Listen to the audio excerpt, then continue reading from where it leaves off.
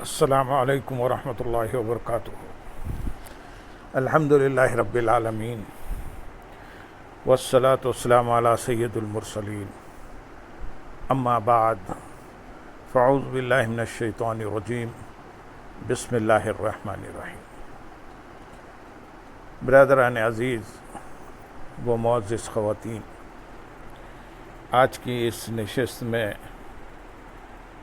سورۃ المومنون کی آیت نمبر 52 سے آیت نمبر 60 تک تمام آیات کا ترجمہ و تفسیر پیش کرنے کی سعادت حاصل کی جائے گی۔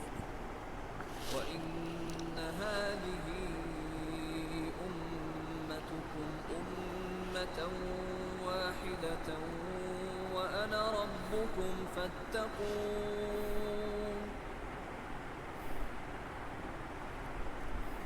فَتَقَطَّعُوا أَمْرَهُم بَيْنَهُمْ زُبُرًا، كُلُّ حِزْبٍ بِمَا لَدَيْهِمْ فَرِحُونَ۔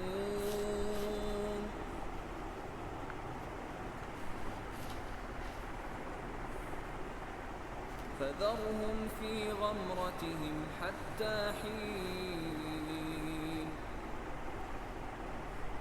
أَيَحْسَبُونَ أَنَّمَا نُمِدُّهُم بِهِ مِن مَّالٍ وَبَنِينَ نُسَارِعُ لَهُمْ فِي الْخَيْرَاتِ بَل لَّا يَشْعُرُونَ۔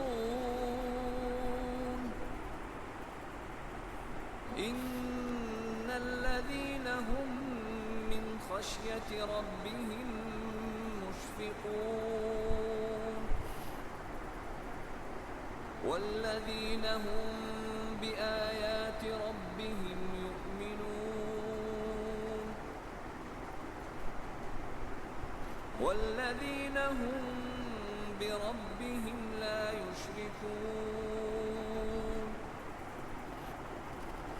وَالَّذِينَ يُؤْتُونَ مَا آتَوا وَقُلُوبُهُمْ وَجِلَةٌ أَنَّهُمْ إِلَىٰ رَبِّهِمْ راجعون۔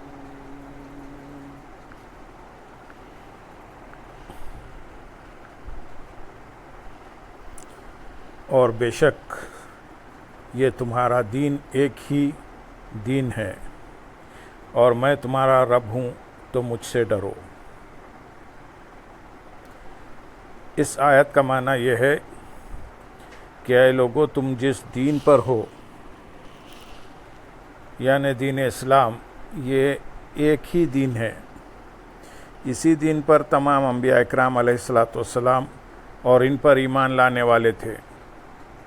مراد یہ ہے کہ اصولی عقائد میں کسی کا اختلاف نہیں، اس اعتبار سے سب متفق ہیں، البتہ ان کی شریعتوں میں فروعی احکام اور عبادات کے طریقوں میں جو اختلاف ہے، اسے دین میں اختلاف نہیں کہا جاتا۔ آیت نمبر 53 میں ارشاد ہے، تو ان کی امتوں نے اپنے دین کو آپس میں ٹکڑے ٹکڑے کر لیا، ہر گروہ اس پر خوش ہے جو اس کے پاس ہے۔ یعنی اللہ تعالیٰ کا دین ایک ہی ہے، البتہ ان انبیاء اکرام علیہ السلام کی امتوں نے اپنے دین کو آپس میں ٹکڑے ٹکڑے کر لیا، اور یہودی، عیسائی، مجوسی وغیرہ فرقے ہو گئے۔ یعنی یہ ہے کہ ہر قوم نے ایک کتاب کو مضبوطی سے تھام لیا، صرف اسی پر ایمان لائے اور دیگر کتابوں کا انکار کر دیا۔ ہر گروہ اس پر خوش ہے جو اس کے پاس ہے، اور اپنے ہی آپ کو حق پر جانتا ہے اور دوسروں کو باطل سمجھتا ہے۔ اس طرح ان کے درمیان دینی اختلافات ہیں۔ اسی طرح امتیں یوں بھی ٹکڑے میں بٹیں کہ فرقوں میں بٹ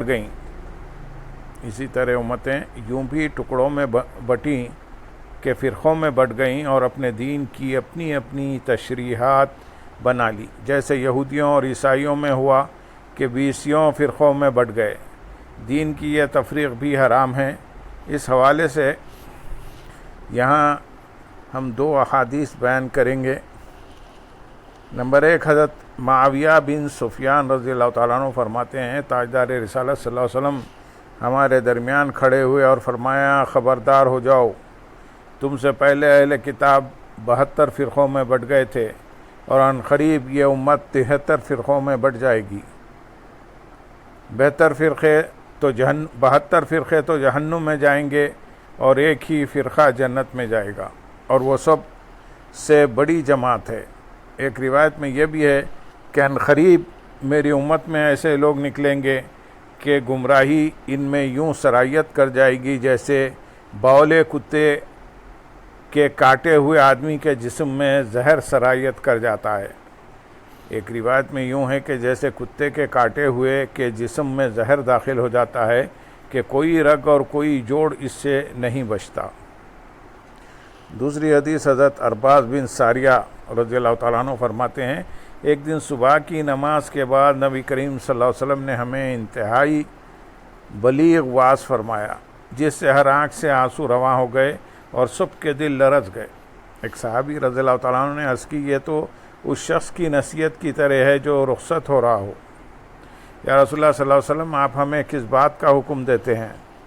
حضور اقدس صلی اللہ علیہ وسلم نے ارشاد فرمایا، میں تمہیں اللہ تعالیٰ سے ڈرتے رہنے کی وصیت کرتا ہوں، اور اگر کوئی حبشی غلام تمہارا امیر مقرر کر دیا جائے تو اس کا بھی حکم سننا اور اس کی اطاعت کرنا۔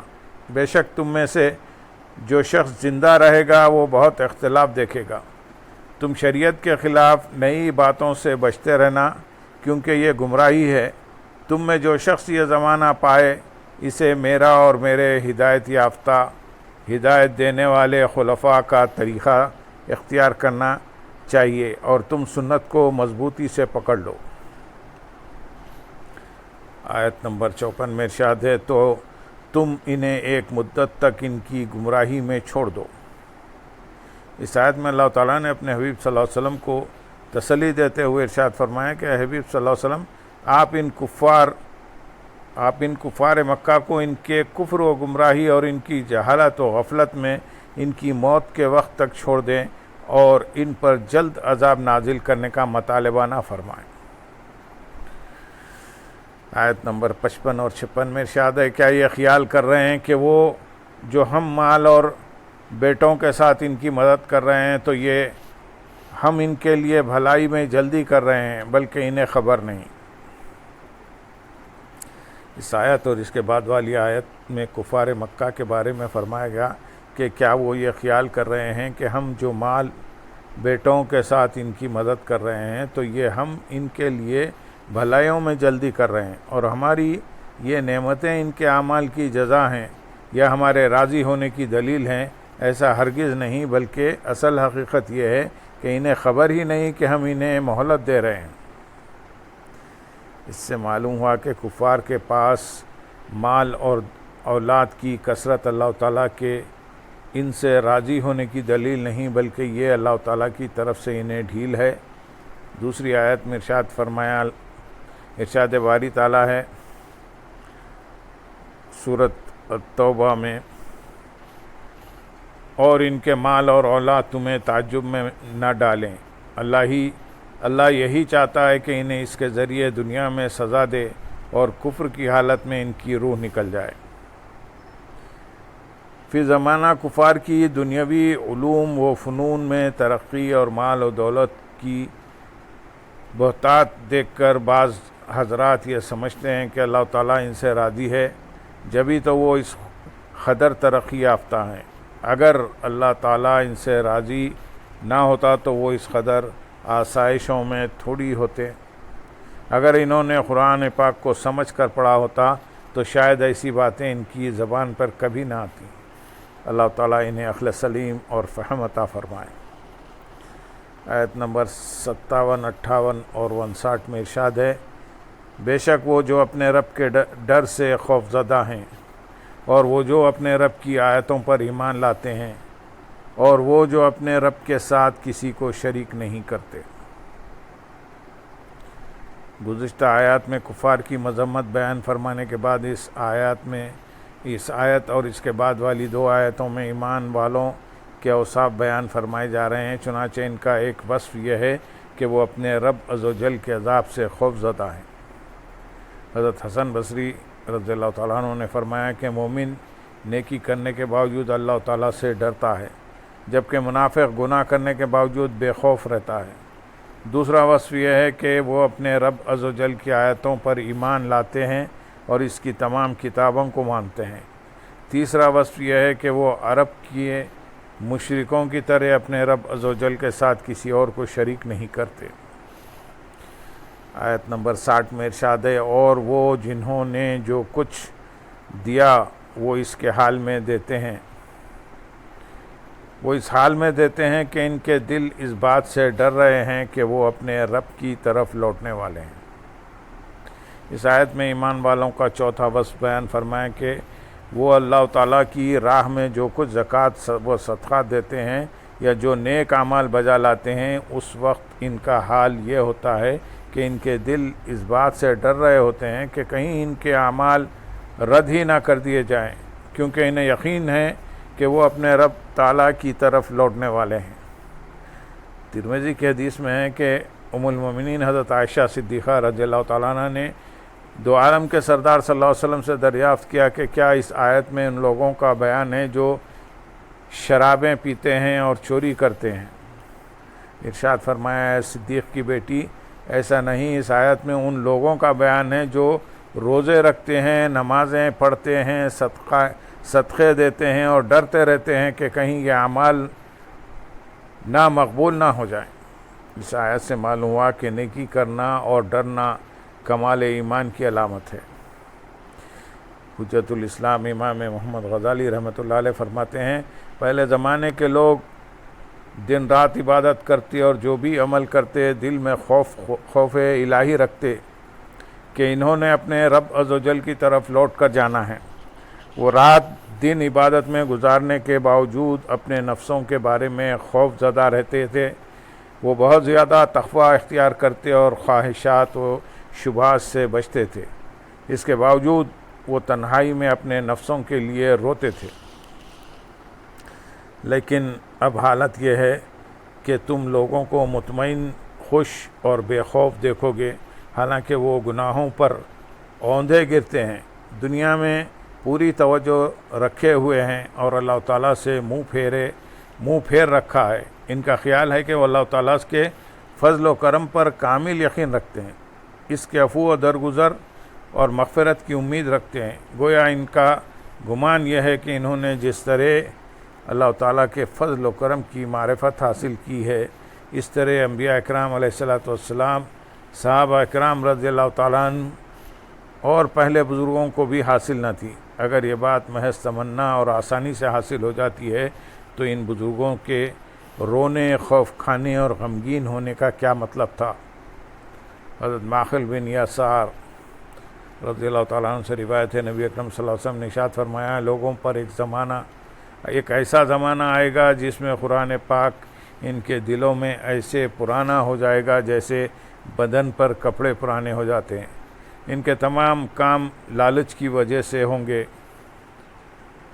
جس میں خوف نہیں ہوگا۔ اگر ان میں سے کوئی اچھا عمل کرے گا تو کہے گا یہ مقبول ہوگا، اور اگر برائی کرے گا تو کہے گا میری بخشش ہو جائے گی۔ یہ امام غزالی رحمۃ اللہ علیہ نے آج سے تقریباً 900 سال پہلے کے حالات لکھے ہیں، اور فی زمانہ تو حالات اس سے کہیں زیادہ نازک ہو چکے ہیں۔ اللہ تعالیٰ مسلمانوں کو ہدایت عطا فرمائے اور نیک اعمال کے سلسلے میں اپنے بزرگوں کی راہ چلنے کی توفیق عطا فرمائے، آمین یا رب۔ اللہم صلی علی سیدنا محمد وعلی آل سیدنا محمد وبارک وسلم، وآخر دعوانا ان الحمد للہ رب العالمین۔